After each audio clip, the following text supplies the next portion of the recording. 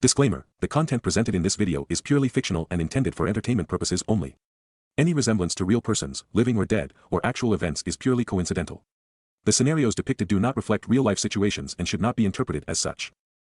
I am the sole remaining employee of an abandoned water park. The summer I got a job here I was 17 and it was a good year. Ellen Ditzworth used to work the hot dog stand and we'd sneak cigarettes under the beams of the Dragon Slayer ride, cringing and giggling as the cars went overhead, dripping water all over us. Wet hands and damp cigarettes. But it was near her station and I think she found it funny to get splashed. It was out of the way too. It was always quiet and cool down there, even in the summer heat. If any of the ride-goers smelled our cigarette smoke as they hurtled overhead, they didn't say anything. One time, when we fumbled around and flirted, I kissed her fingers and they smelled like an ashtray. I still think about it to this day. I was 22 when they offered me the winter job. Ellen was long gone by then. No more bright red short shorts and poorly shaven legs that she'd invite me to stroke under the pretense of showing just how bad she was with a razor. There were other girls, but by the time the final summer rolled around I'd long felt uncomfortable hanging out with new hires. Sometimes I'd stand there listening to them talk and I'd feel lonelier than I had when I was by myself.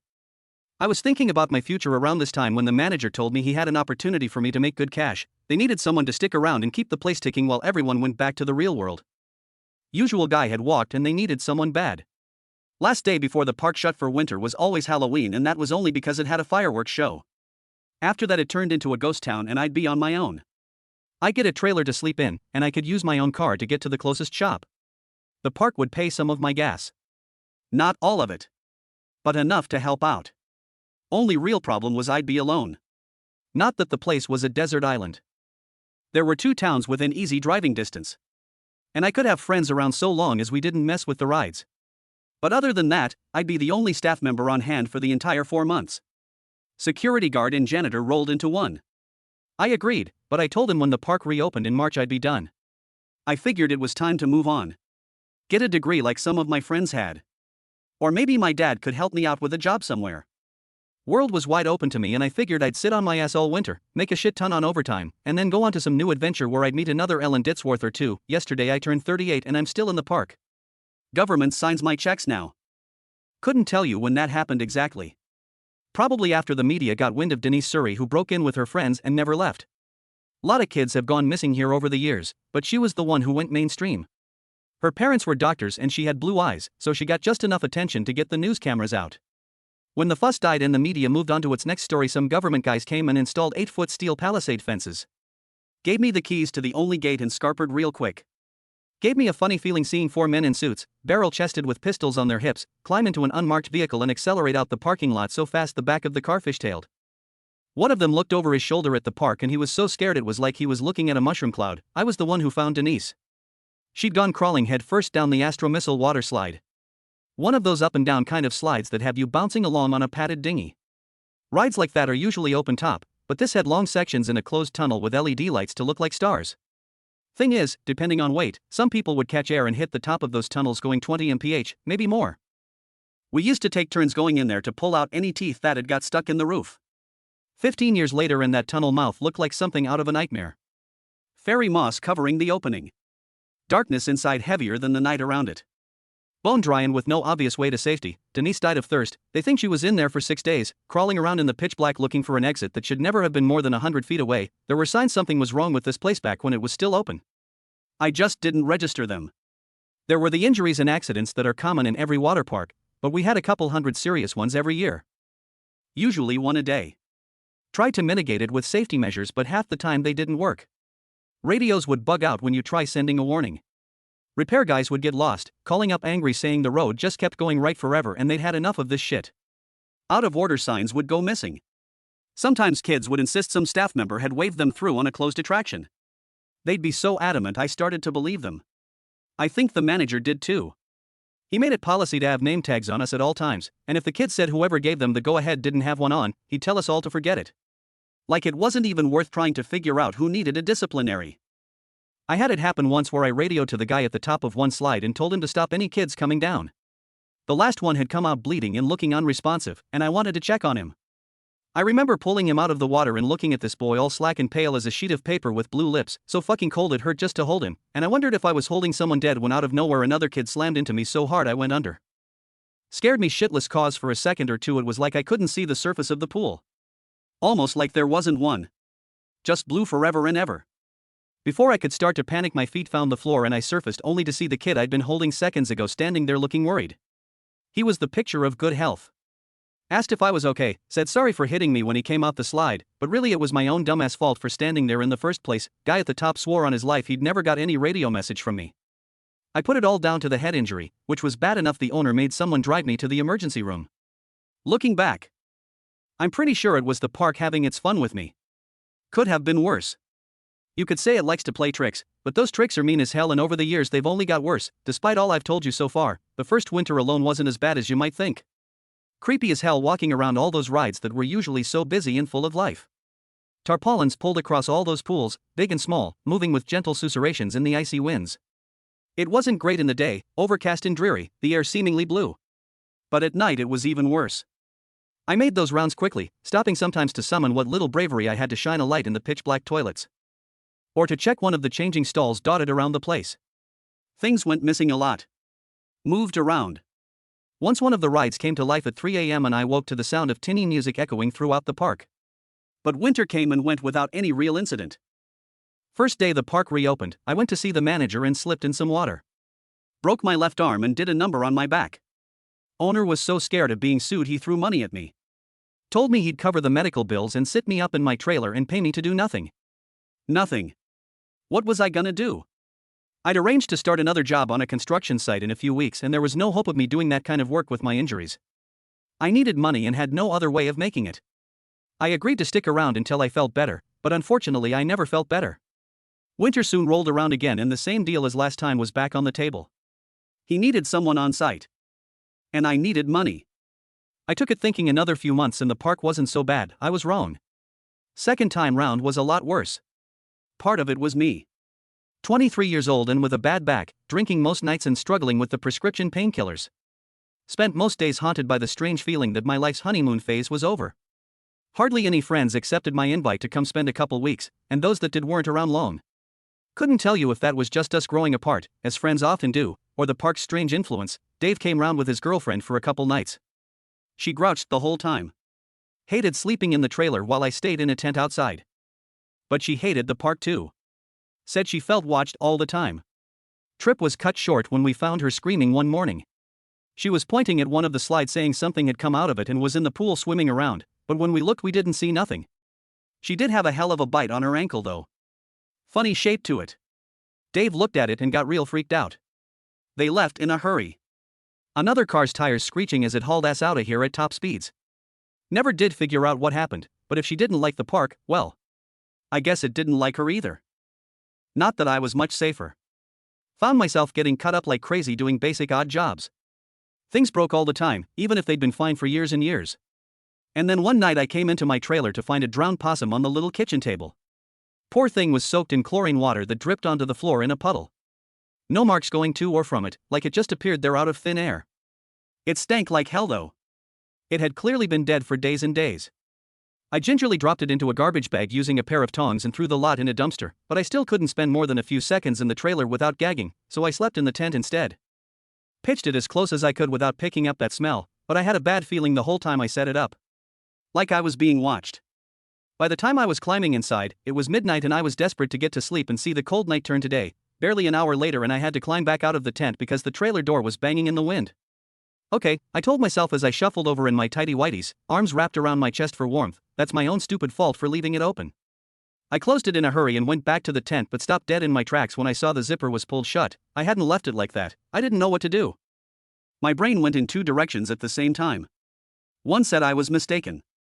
I had closed the tent and just forgotten it. The other said something or someone had crawled inside and was waiting for me. It had set the whole thing up as a trap, and the best thing to do was to get in my car and drive until the sun rose. But I was already half cut and knew I shouldn't be driving. The skeptical half of my brain made an appealing case. The world isn't a nightmare, it said. It can look like one sometimes, but it isn't real. If you hear a bump in the night, you go looking and find it was all nothing and you take a deep breath, laugh at yourself for getting scared, and move on. Still, it took everything I had just to take a step towards the tent. And I shone my light at it hoping to see some sign of something in there. By the time my hand was on the zipper, I was shaking like a leaf and rethinking my ethical code of not driving drunk. But when emotions get that high, it's like you run on autopilot. Must be a survival thing. I opened the flap without really telling myself to, and then I was looking inside my tent and there was nothing there. I crawled inside quick as I could, pulled the zipper back the other way, and tried to go to sleep. I settled down for maybe another 30 minutes when something's hand pressed against the tent wall, and that was when I started screaming. The way it came at me. Palm open, fingers spread, tent fabric stretching to near breaking point. Makes my skin crawl just to remember it. Long fingers that tapered to a point. Almost razor sharp.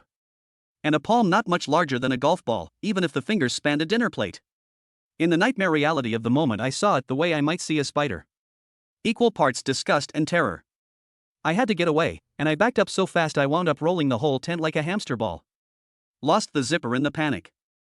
Didn't find it again until the last scream finally left my lips and I was forced to catch my breath in the silence of an empty night, accepting that whatever was out there was either laughing its ass off at me or waiting patiently. Either way, I was at its mercy.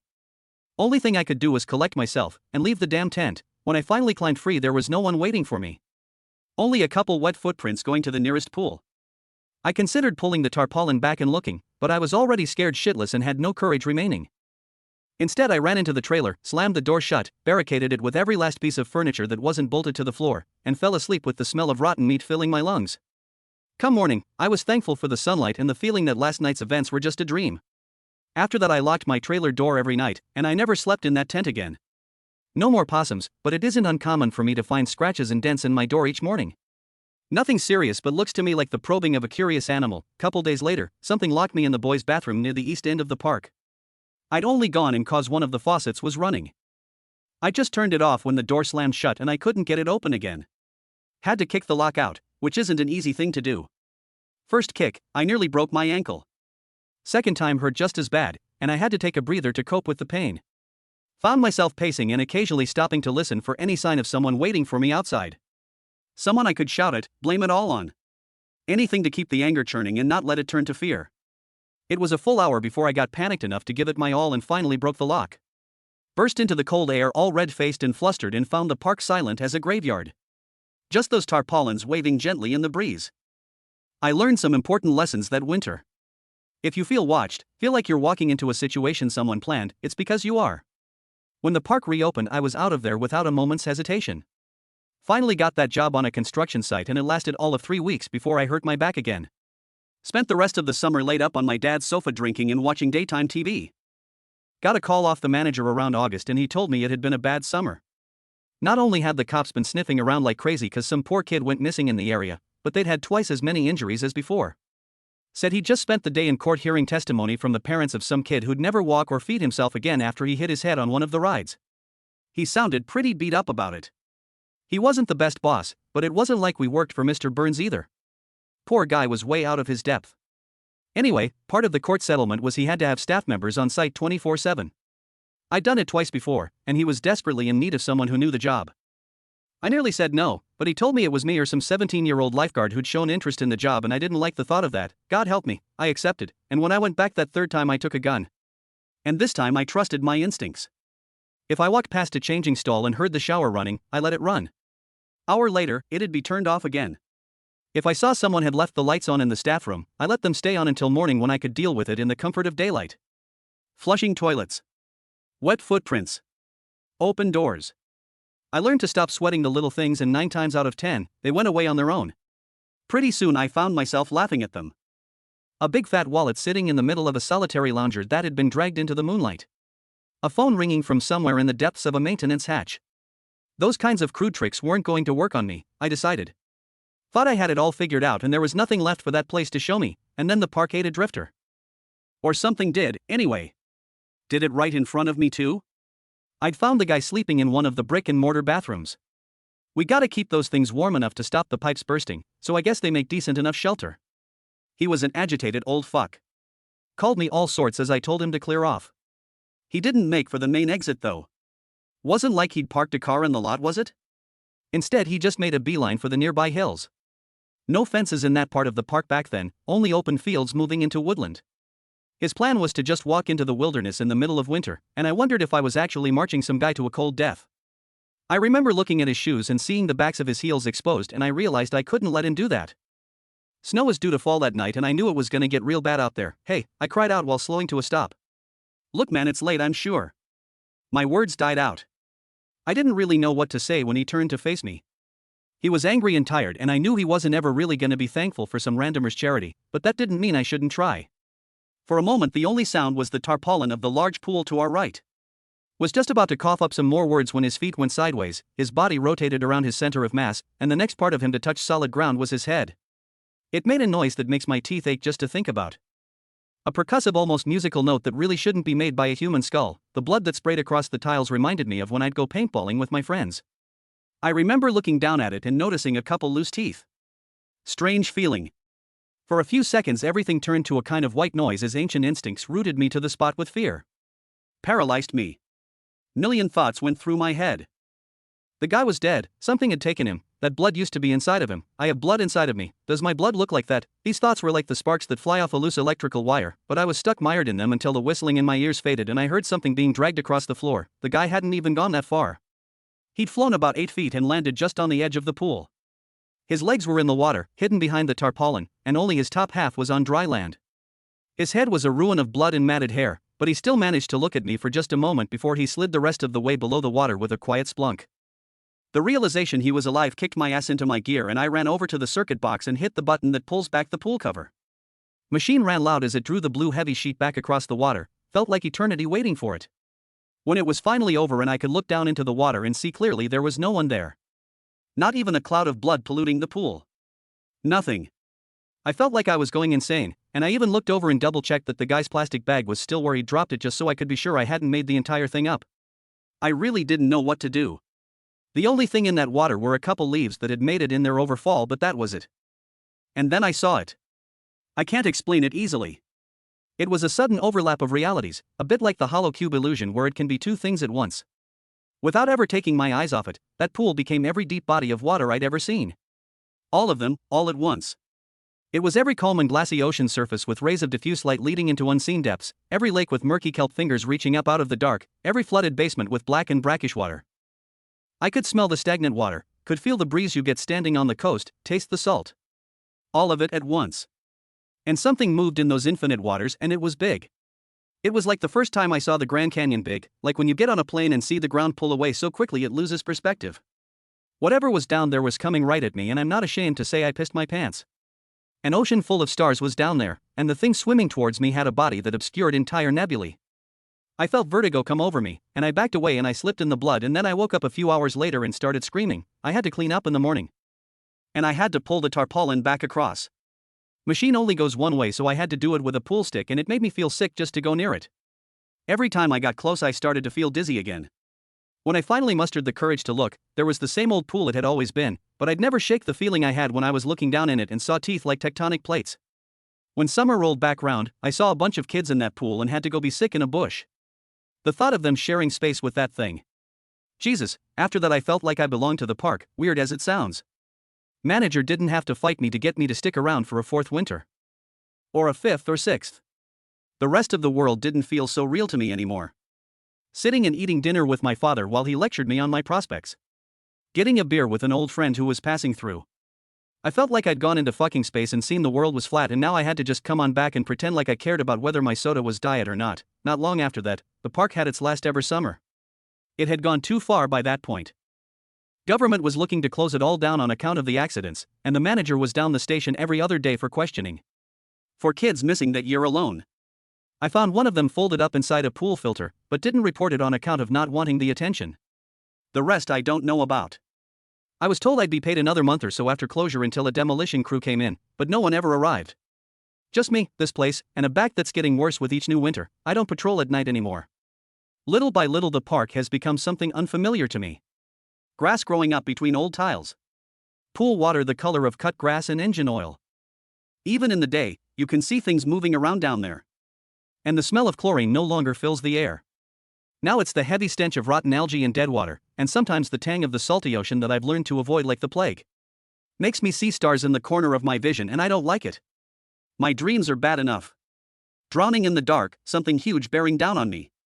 I've woken up more than a few times and vomited up salt water. I can't bring myself to think what any of it means because I just don't want to know. Last time I went in the park after dark I had a close call. Worst of my life. I've been thinking about leaving ever since, but I worry there's not much else out there for me at this stage. That, and I kinda feel guilty I didn't save all those kids with the cameras. Urban explorers they call themselves, and I say kids but really they were college students who record videos for something called TikTok. Anyway, they came prepared. Scouted the park, even scouted me, working out my routine and where my trailer is so they could avoid my general line of sight. I had no clue they'd watched me for a whole day. Once they figured I was passed out or asleep, they drove their van as close to the fence they could find, climbed the top and hopped on over. For about an hour they got what they wanted. I've watched the footage 100 times. Broken down toilets covered in graffiti. Smashed windows and broken glass covering the floor. Old pools full of ancient water covered in thick, brackish scum. You can hear the glee in their voices. That kind of urban decay was their bread and butter. And they were good at it too. They stayed quiet. Didn't shout or break anything. They just filmed. Wasn't until they decided to try rowing out to the castle that things took a turn. I came too late. What got me out of bed was a scream. Maybe a few of them. It was blurry and I came to around 3 a.m. and still a little tipsy, my head foaming at the edges with a half-remembered dream of a hollow world filled with water. As soon as I saw the van, I realized someone had gotten inside the park and I hadn't just been dreaming the sounds of splashing water and panicked. But by the time I went in there myself the place was silent. I really didn't want to search it at night. I hadn't gone in there after dark for a few years and things had only gotten worse. Set something off inside me.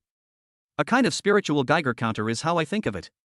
An intense primordial warning system that made the shadows around me look almost infinitely deep.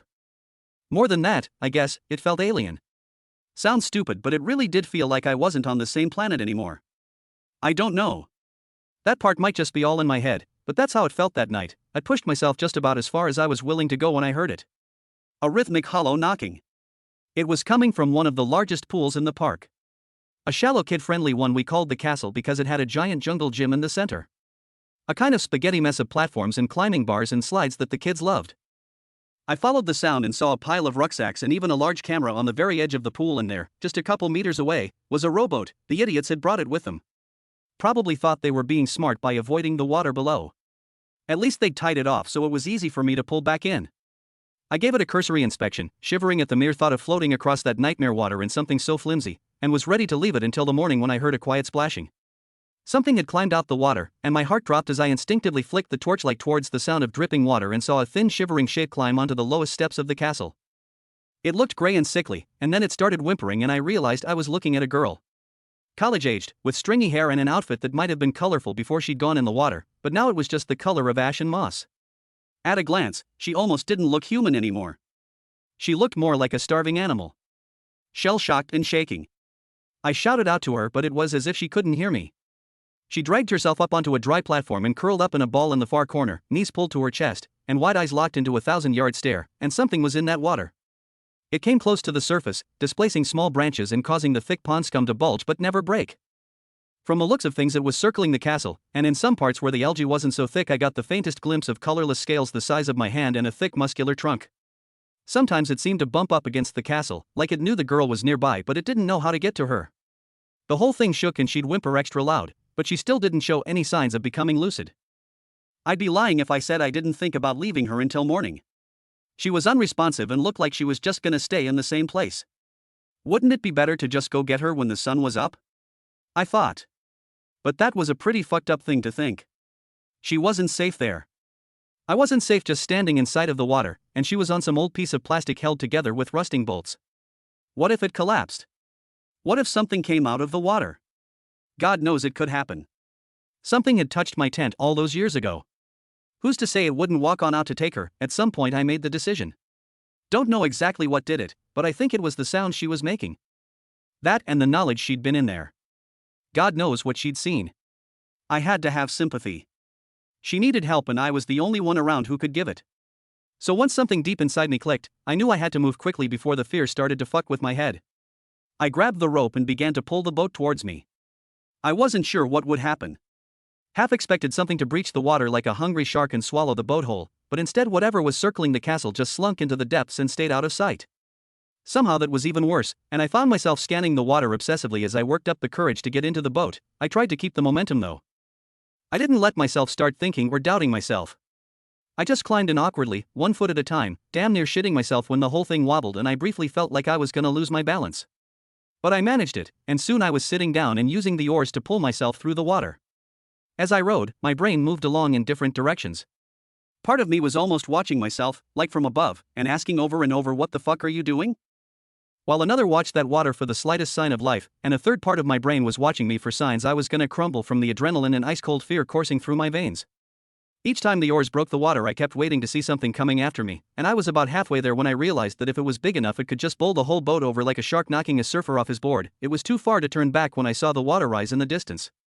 Again, it didn't break the surface, but it came close and sent a couple waves rolling across the entire pool where they lapped against the distant edge. They made the whole boat rock side to side like it was just a bit of driftwood. When the bulge in the water appeared again, it was on the other side of the boat, and I made the terrible decision to stop rowing and look over the edge. There was no bottom to the pool, but whatever was down there wasn't swallowing continents anytime soon, at least. Hard to pin size down, but based on the steely blue fins that slid by close beneath me, that didn't really matter. It could eat me easy enough, and that was all that mattered. Hell, I wasn't even sure if it was a fish or a squid or something else entirely, but I was pretty sure it still had a mouth somewhere in that murk. It gave the boat a gentle knock. Nothing serious. Not enough to roll it, but enough to let me know it was interested in me. I decided I couldn't just stay there floating in one place forever. I had to move. I grabbed the oars and threw all caution to the wind. The sooner I got off that water, the better. Sure, I'd have to figure out how to get back, but that was a problem for later. Right there and then, all that mattered was the rising terror and disgust that took all my strength to keep from bubbling up into full-blown panic. As soon as the boat began to move, the creature slid out of view again.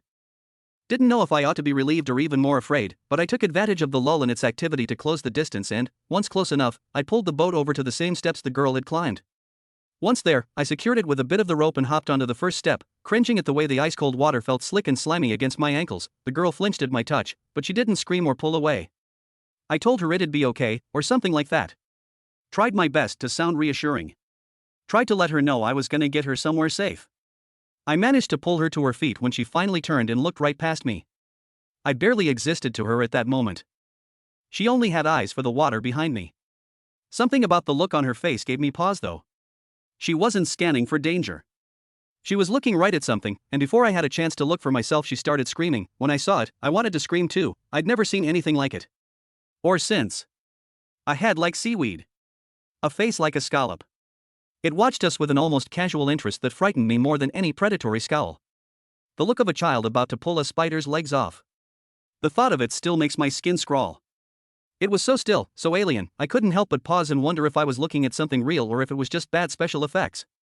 And yet the moment stretched on, until something in that unknowable mind made a decision and the creature disappeared back beneath the water. I made a decision too, and I dragged the young woman to the nearby boat where she started to fight me the moment she saw it.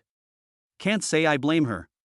Last time she was on it she'd nearly died, but there was no third option. It was stay and die or take our chances getting to safety. Unfortunately, we had barely gotten within a meter of the thing when the whole boat was blown sky high with tremendous force.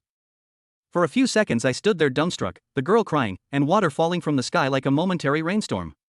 When the boat finally returned to Earth, it was a couple hundred meters away and hit dry land with a great crash. My stomach sank. How the hell were we gonna get off the castle now? Not a moment later and the entire structure began to shake.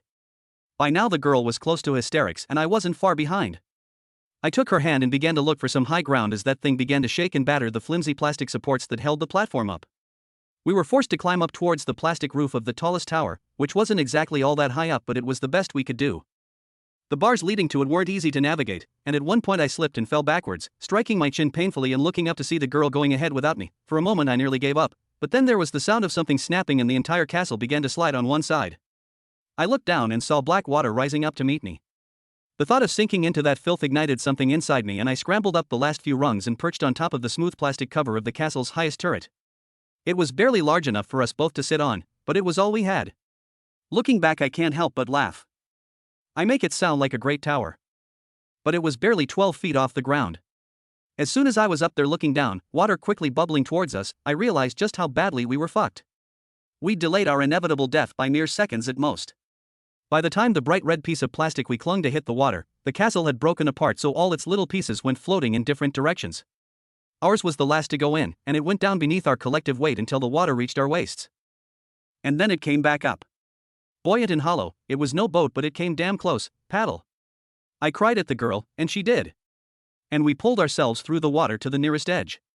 Pretty soon the makeshift raft bumped up against the tiled wall and we were dragging ourselves up onto dry land where she rolled onto her back. I continued to crawl for another few meters until I felt like I was far away enough from the water. Only once I felt safe, I let myself collapse and lay crying and laughing for what felt like hours, but the girl only cried. At first a whimper, then a sob, and then a howl. A painful gut-wrenching scream that made my own joy wilt until I could do nothing except listen to the raw grief in her voice. When I sat up to see if she was okay, she was sitting upright and staring at the thing that was rising out of the water. Again, no malice. Not really. At least I don't think so. It'd be like looking for a recognizable expression on an oyster. But it did watch us calmly as it ate what I can only assume was one of her friends. A man, I think. Hard to remember details. He didn't cry, but he did look at us for help that we couldn't give. I'm not sure I could even tell you how it ate him, but it looked painful and slow. Reminiscent of a starfish, I think. At some point the girl passed out, and not long after so did I. I doubt she ever made a full recovery. The only thing she managed to say. Even hours later after the paramedics had sedated her and I'd finished giving my, less than truthful, statement to police, were the words the stars over and over. I think a lot about how changed I was when I first looked down into that water and saw the abyss below, but that poor girl was actually in it. She'd swam in those waters. Submerged.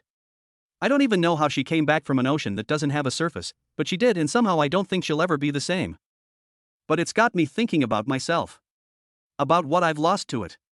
Jesus Christ, I'll be 40 before I know it, and what then? Just gonna wait here forever and ever? There's a number on the back of my paychecks, and I want to try calling it to find out more. Like, what would they do if I tried going somewhere else? Would they let me, because it's gone? The days of Ellen Ditsworth are gone. The days of a good back and strong legs are gone. The person I was before I saw that drifter die is gone. Yesterday is gone. The past is a shared hallucination. Only the present is real. I need to get out of here before I lose more of myself. I'm never gonna understand this place. I realize that now. I can only accept that it exists and try to move on, which I should have done the day I saw those stars. Because there is an abyss, and it doesn't flow through time like we do. Doesn't occupy space like we do. But it's there, and it's full of gods the way a koi pond is full of fish. And I'm worried the more I think about it, the worse the park gets, and the closer I get to falling into waters that have no up or down, and which never ever end. In my dreams I am choking in the acidic bile of a creature that swallowed me whole. I'm worried that if I stay here much longer, I'll forget how to wake up.